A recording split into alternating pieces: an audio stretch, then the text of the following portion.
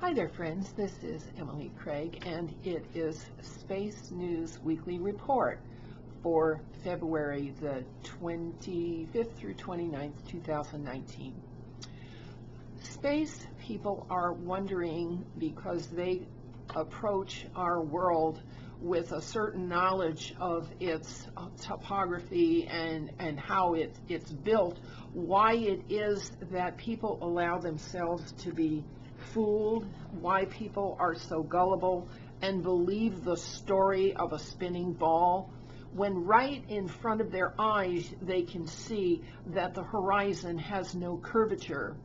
People believe that the sun in the sky is 93 million miles away, and they believe that human society came from monkeys only 6,000 years ago.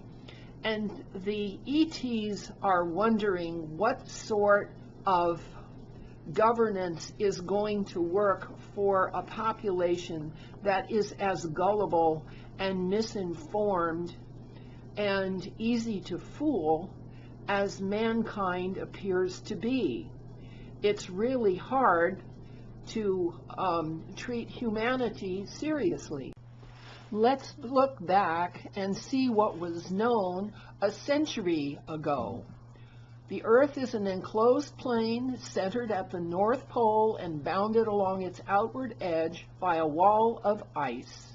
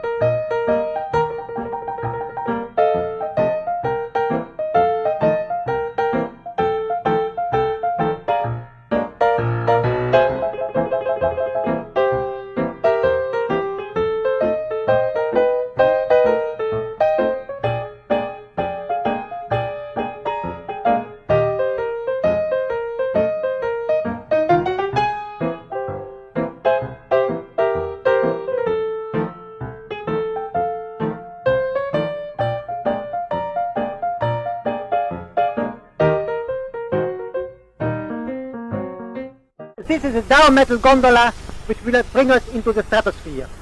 We are going to be lifted up there by Linde hydrogen. That hydrogen will lift us in a place where nobody can breathe and live.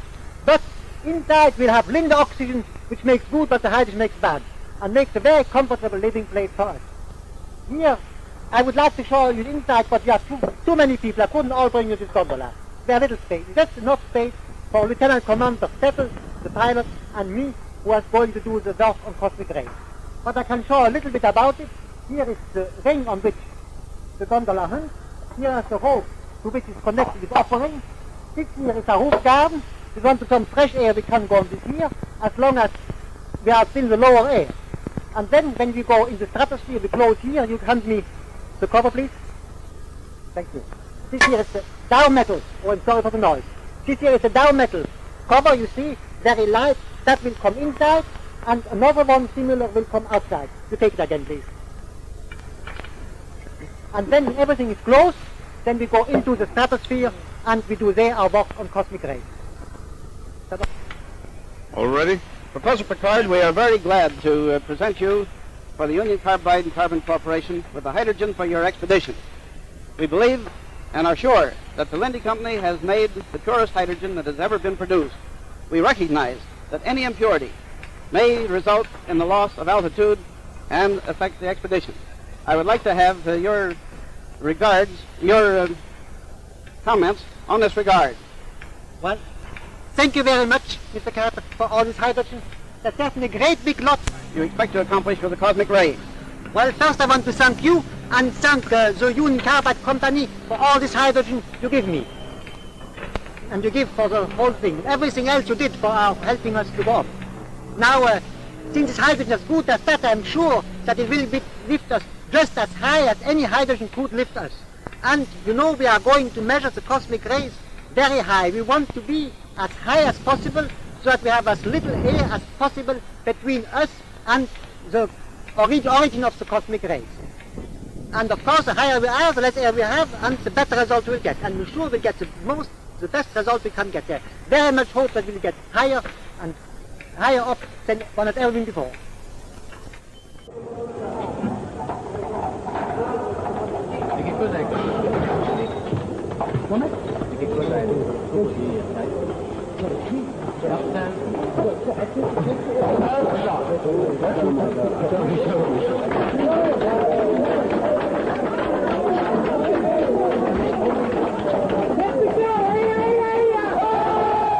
Once again, Professor Piccard, the Belgian scientist, has ascended to heights never before reached by man to study the stratosphere, that unknown region which surrounds the Earth at a distance of more than 7 miles.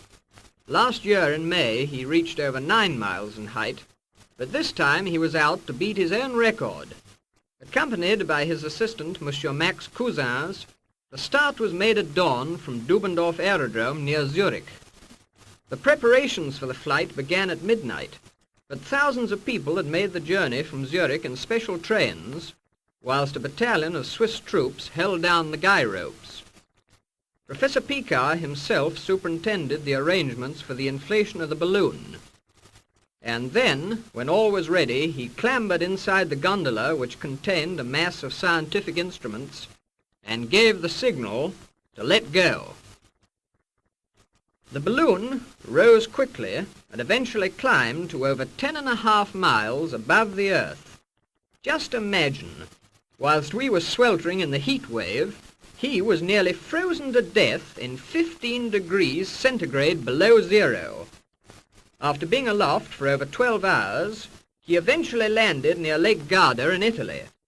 From the practical point of view, Professor Piccard's experiment is of the highest possible importance. But one of the things it will definitely do will be to enable better weather forecasts to be made. We were on the scene as soon as the Austrian Alpine troops you now see on their way to the glacier to recover the envelope and gondola in which the intrepid professors had made a perfect landing. After their amazing air voyage, just imagine, twice as high as Mount Everest, the biggest mountain in the world.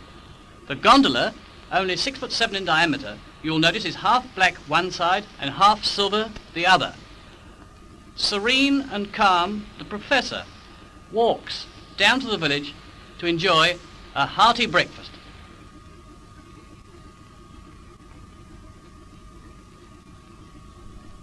When too warm, the bright side was turned to the sun. When too cold, the black.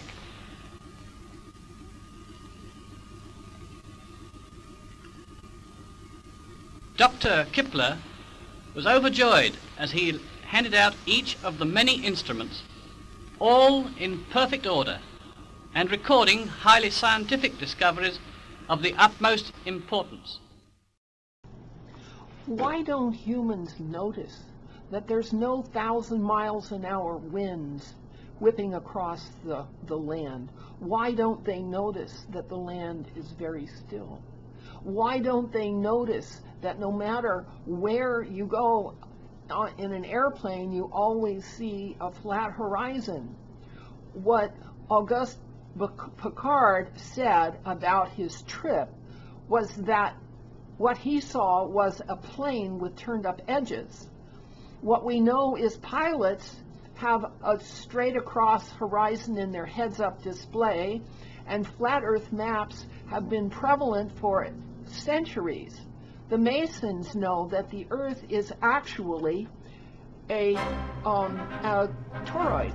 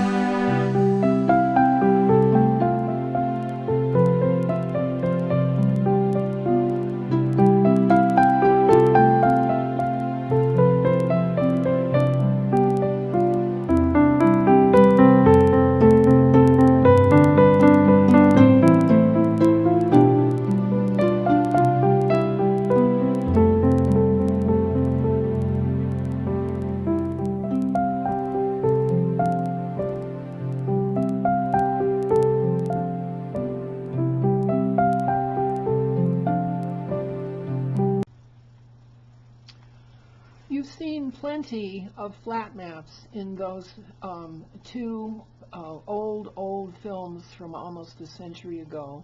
You see that flat maps have been in use all this time.